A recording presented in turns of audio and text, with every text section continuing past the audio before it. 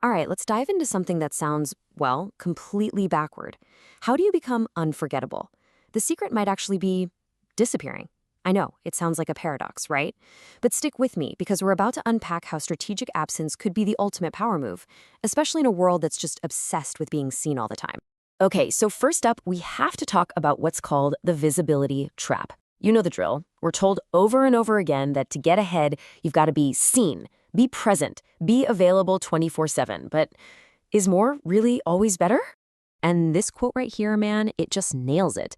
Constant availability is the slowest form of self-erasure. Just let that sink in for a second. The very thing we do to be seen, being perpetually on, might not be building us up at all. It might actually be making us invisible. Now, I know what you're probably thinking.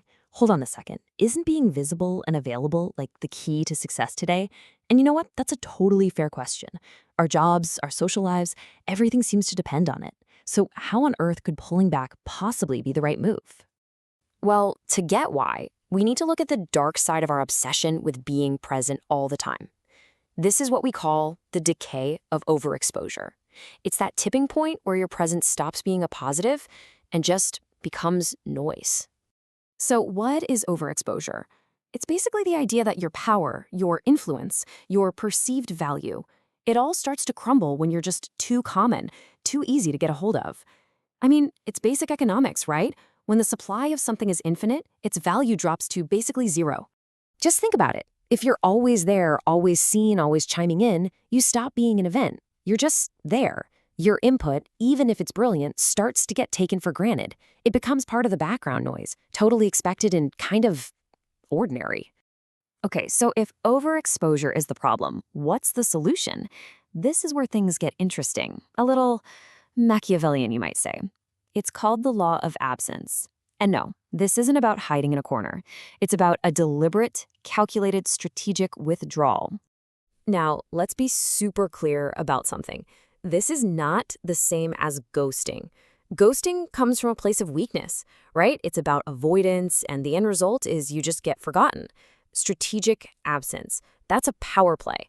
The whole motive is to prove your value, and the result, you become absolutely essential. So how do you actually pull this off? Well, there's a pretty clear blueprint. Step one, you have to establish your value. I mean, you have to be so good, so essential that when you're there, people feel it. Step two, right at the peak of that presence, that's when you withdraw. Step three, you have to let your absence be felt.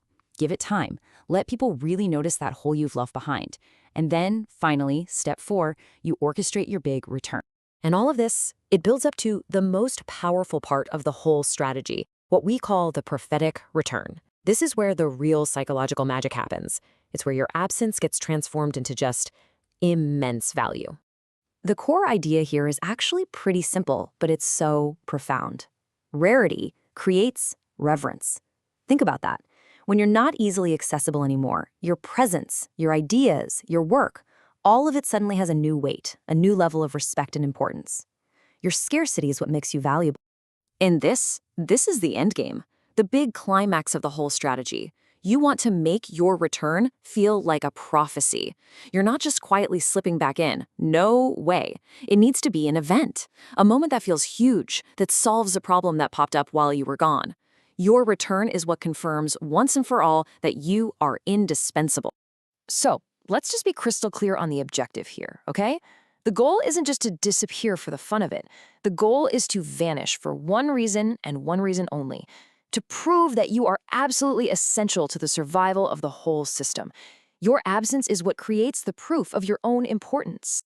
When you get right down to it, this whole strategy is about becoming the architect of your own irreplaceability. And look, this isn't about being manipulative. It's about fundamentally understanding and then reshaping the dynamics of value and presence. It's really a new law of power, perfect for this hypervisible world we live in. All right, so let's do a quick recap of the big takeaways. First off, power and influence fade away with overexposure. Second, strategic absence is a deliberate move you make from a position of strength, never weakness. Third, scarcity makes people value you more, a lot more. And finally, when you do it right, your return isn't just a return, it's a major high-impact event. And that leaves us with one last kind of provocative question to chew on. Take a look at your job, your relationships, your creative work, and just ask yourself this. Where in your life does your presence need to become just a little more scarce so that you can become truly unforgettable?